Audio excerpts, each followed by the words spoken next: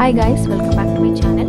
இன்னைக்கு நம்ம பார்க்க போறது ஒரு கீர் இல்லனா ஒரு பாயாசம் ஐட்டம்ஸ் சொல்லலாம். ஒரு வெஜிடபிள் வச்சு பண்ண போறேன். அதாவது சொரக்காயை வச்சு ஒரு பாயாசம் எப்படி செய்யறதுன்னு பார்க்கலாம். கண்டிப்பா டிஃபரண்டா இருக்க போது at the same time ரொம்ப டேஸ்டியாவும் இருக்கும். வாங்க பார்க்கலாம். சோ ஒரு panல நான் ஒரு டேபிள்ஸ்பூன் அளவுக்கு நெய் விட்டுக்கிறேன். அந்த நெய் நல்லா உருகணும். மீன்வேல் நம்ம என்ன பண்ணோம், அந்த சொரக்காயோட தோல் இருக்கு இல்லையா, அந்த தோல் பகுதியை நீக்கிட்டு உள்ள இருக்கக்கூடிய விதையெல்லாம் எடுத்துட்டு நல்லா ஒரு ஃபைனா கிரேட் பண்ணி வச்சுக்க போறேன். சீவி வச்சுக்க போறேன். பாத்தீங்கன்னா இந்த மாதிரி நல்லா சீவி வச்சுக்கோங்க கிரேட்டர்ல. இது ஒரு 1/2 கப் நான் எடுத்திருக்கேன். இதை வந்து அந்த சூடான நெய்யில நல்லா நம்ம வதக்க போறோம்.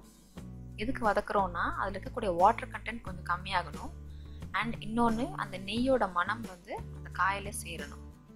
இந்த சொரக்கான்றது ஒரு வெர்சடைல் வெஜிடபிள்ங்க. எந்த இதில் நீங்கள் சேர்த்தாலும் அதோட ஃப்ளேவரை வந்து அதை ஸ்பாயில் பண்ணாது. ஸோ அதனால நீங்கள் நம்பி சொரக்காயை போட்டு இந்த பாயசம் செய்யலாம். டேஸ்ட் வைஸ் எந்த பாதிப்பும் ஏற்படாது. கண்டிப்பாக நல்லாயிருக்கும், டிஃப்ரெண்ட்டாக இருக்கும். ஸோ இந்த மாதிரி வதக்கிட்டு இது ஒரு தனியாக ஒரு பவுலில் நம்ம எடுத்து வச்சுக்க போகிறோம். தண்ணி பதம் போயிடுச்சு. ஸோ அதே பவுலில் என்ன பண்ண போகிறேன், இந்த ஒரு 1/2 கப் நான் சொரக்காய் சீவி எடுத்திருக்கேன்னா அதில் 1 கப் அளவுக்கு திக்கான பால் எடுத்து ஊற்றிக்கிறேன் அந்த பேனில். நல்லா ஒரு மிக்ஸ் பண்ணிக்கோங்க. லோ டு மீடியம் ஃப்ளேம்லேயே இதை குக் பண்ணுங்க. ஸோ இது கூட உங்களுக்கு தேவையான அளவு இனிப்பு, அதாவது சர்க்கரை சேர்த்துக்கலாம். நான் ஒரு 2.5 ஸ்பூன் அளவுக்கு சுகர் ஆட் பண்ணிக்கிறேன். அப்புறம் ஒரு பிஞ்ச் ஆஃப் சால்ட், உப்பு ஒரு சிட்டிகை சேர்த்துக்கலாம். நீங்கள் இந்த சர்க்கரை வேணான்னா நீங்கள் வந்து ப்ரௌன் சுகர் ஆட் பண்ணிக்கலாம். இல்லைனா மில்க் மேட் இருக்கு இல்லைங்களா, அது கூட நீங்கள் சேர்த்து பண்ணலாம், நல்லாயிருக்கும். நான் வந்து வீட்டில் இருக்கக்கூடிய பொருள் சர்க்கரைன்றதுனால நான் உங்களுக்கு பண்ணுறேன். அது இல்லை நீங்கள் மில்க் மேட் கூட சேர்த்தா கூட இன்னும் நல்லா டேஸ்ட்டாக இருக்கும். இது கூட நீங்கள் வந்து இந்த ஏலக்காய் பொடி கூட நீங்கள் சேர்த்துக்கலாம். நல்லா அந்த சர்க்கரைலாம் கரையட்டும். கரைஞ்சோன்னு ஒரு கொதி வரட்டும். நம்ம வதக்கி வச்சுருக்கோம் இல்லைங்களா அந்த துருவின அந்த சொரக்காயை, ஒரு கொதி வந்தோன்னே கூட நம்ம சேர்க்க போறோம் அந்த சொரக்காயை. ஓகே, சேர்த்து நல்ல ஒரு சாட்டே பண்ணிக்கோங்க, கிண்டி விட்டுக்கோங்க.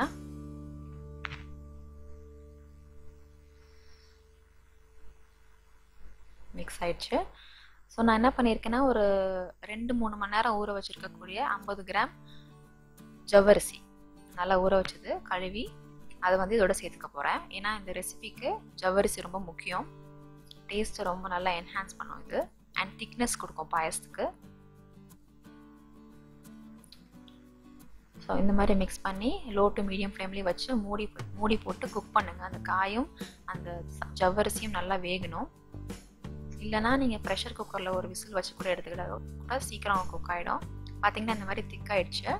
உங்களுக்கு ரொம்ப திக்னஸ் வேணான்னா கொஞ்சம் பால் ஆட் பண்ணிக்கலாம்.